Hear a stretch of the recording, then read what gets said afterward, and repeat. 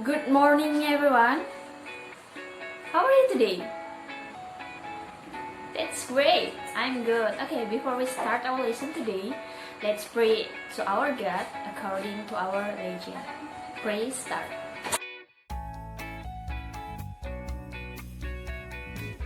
Finish? Oke, hari ini ada yang tidak hadir? Hadir semua? Baiklah. Okay, anyone know what we are going to learn today? Nobody? Okay, we are going to learn about narrative text and blog. Jadi hari ini spesial ya, kita nggak cuma belajar naratif, kita juga belajar tentang blog dan kita membuat akun blog. Nah, Ibu mau tanya, jika kalian mendengar tentang kata naratif teks, apa sih yang ada di pikiran kalian? Ya, Cinderella? Oh, good. Ada lagi? Fable, yes, good job. Oke, sudah mulai kebayang ya apa itu naratif teks dari yang teman-teman kalian katakan. Nah, hari ini kita akan menganalisis tentang naratif teks dan kita juga akan membuat naratif teks dan lebih spesialnya kita akan membuat blog. Oke, we don't get wasting time anymore. Here we go. Oke, di sini ada poin-poin tentang apa yang akan kita bahas, yaitu ada definition of narrative text, type of narrative text, language feature, generic structure, and the last example, and the last is blog. Here we go. What is narrative text? Nah, narrative text is an imaginative story. Jadi, basically, naratif itu biasa berisi tentang kisah-kisah yang imajinatif. Imajinatifnya itu seperti apa? Imajinatifnya itu yang tidak nyata, bersifat khayalan atau imajinasi. Nah, tujuannya itu buat apa, Miss? Nah, tujuannya itu to entertain readers, untuk menghibur para pembaca. Oke, itu adalah definisi of narrative text. Nah, sekarang ada type of narrative text. Di sini Miss memaparkan ada 5 type of narrative text yang populer ya. Nah, tapi di sini kita akan fokus ke legenda. Oke, Miss akan jelaskan. Nah, yang pertama itu ada fairy tale. Fairy tale itu apa, Miss? Nah, fairy tale ini kisah yang banyak menunjukkan tentang kisah-kisah keajaiban. Contohnya itu ada Cinderella, ada Aladdin, ada Snow White, dan banyak lagi ya. Nah, yang kedua itu ada fable. Fable ini cerita tentang hewan yang berperilaku seperti manusia. Ada yang tahu contohnya apa yang terkenal? Nah, iya benar. Nah, next is romance. Nah, cerita romantis ya. Yang paling terkenal itu ada Romeo and Juliet, dan yang terakhir itu adalah horor, cerita tentang hantu. Okay, next is language feature. Nah, di language feature itu di narrative text dia ada using past tense karena ceritanya itu masa lampau. Nah, kita akan menggunakan using past tense. Yang kedua ada using action verb karena di sini di narrative text banyak actionnya.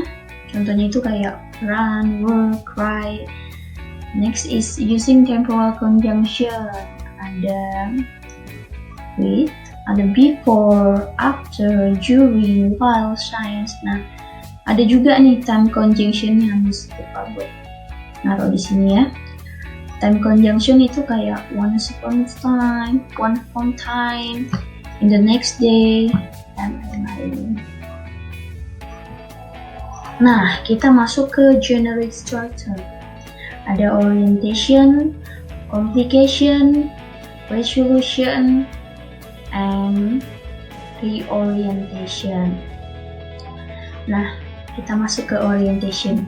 It consists of the introduction of character, the stating of story, and the background of it. Jadi di orientation ini bagian yang merupakan pembuka dari sebuah naratif teks yang isinya itu berupa penjelasan setting, yaitu tempat, waktu, dan di orientation ini mulailah pengenalan akan karakter-karakter cerita. Nah, yang kedua ada complication. Complication consists of the beginning of the problem until climax. Nah, di complication ini bagian yang merupakan yang menceritakan awal terjadinya masalah dalam cerita yang selanjutnya mengarah ke konflik. Nah, di sini masalah mulai dikembangkan. Yang ketiga ada resolution. It consists of the solving of the problem, the effect of it, for better or worse. Nah, bagian ini merupakan penyelesaian cerita. Dan yang terakhir dari orientation, it closing of the story, happy or sad ending. Nah, bagian ini merupakan dari akhir cerita. Isinya merupakan cerita moral dari cerita, tapi ada tapinya. Nah, di orientation ini sifatnya opsional ya, bisa tersurat atau tersirat karena biasanya pembaca sudah tahu moralnya itu apa dari apa yang sudah dibaca sebelumnya. Nah, kita masuk ke contohnya Surah dan Baya. A long time ago there was two animals, Surah dan Baya. Surah was the name of shark and Baya was a crocodile that lived in the sea. Nah, di sini udah ada yang tahu mana orientation, complication, resolution-nya? Nah, kita lihat ya. A long time ago. Nah, di sini udah ada time conjunction-nya ya. There were two animals, Surah and Baya. Nah, di sini sudah mulai pengenalan karakter. Surah was the name of shark and Baya was a crocodile that lived in the sea. Nah, di sini lah yang dinamakan orientation. Nah, ini dia. Dari one Surah and Baya were looking sampai kepada Hibit, nanti bisa dibaca ya. Hibit Surah and very hard. Itu ada complication. Nah, di sini Surah finally gave up and back to sea. Dan kita masuk ke blog. Kita akan sedikit mengenal tentang blog. Nah, blog ini adalah platform khusus yang memudahkan kita untuk tetap menambahkan jurnal atau artikel secara berkala berdasarkan waktu, dan istimewanya orang lain bisa memberikan komentar pada setiap jurnal atau artikel. Jadi intinya blog ini adalah jurnal online. Nah, how to make a blog? Nah, sebelum itu Miss mau kalian menyiapkan laptopnya semua karena kita akan langsung membuat blog di sini.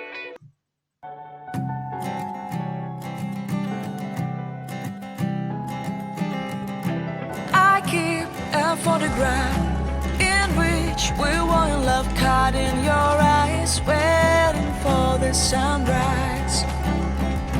I barely even knew who you were. What did you do? I didn't care, 'cause you were perfect, I swear. But somebody told me that it's over. Oh no, it's true. You made me happy for a while. I remember fleeting times when we slept on top of cars. Now I don't know you, you don't know me too. I remember fleeting times when we watched the sparks so fire. Now I don't know you, you don't know me too.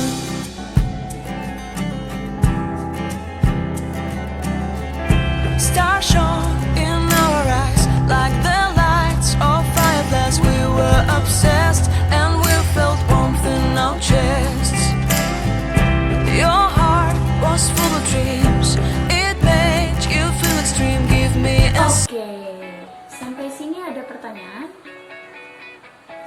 Baiklah, tidak ada. Nah, jadi kalian sudah membuat akun blog ya. Sekarang Ibu akan memberikan contoh teks naratif berbentuk video. Nah, nanti kalian harus memperhatikan dengan baik video ini, karena setelah itu saya akan memberikan tugas kepada kalian.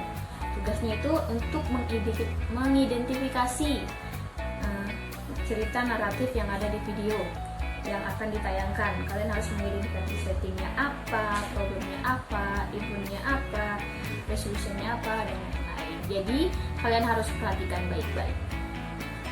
Ini dia videonya. Once upon a time, in a village in North Sumatra, there was a farmer named Toba. He lived alone in a small house. His parents had passed away. To fulfill his daily needs, Toba got from his rice field and garden. The local population knew him as the kind guy. In addition, he was also known as helping-handed man. One day, Toba went fishing in a river. After a long waiting, he found something pulling his fishing rod. He pulled it as strong as he could. Apparently, there was a big fish caught at his fishing rod. Toba brought that big fish home right away. When he arrived at home, he placed the fish. Then he went out to look for firewood. However, when he went back home, he did not find the fish. But how surprised he was seeing a beautiful girl sitting on a chair. He really fell in love with her.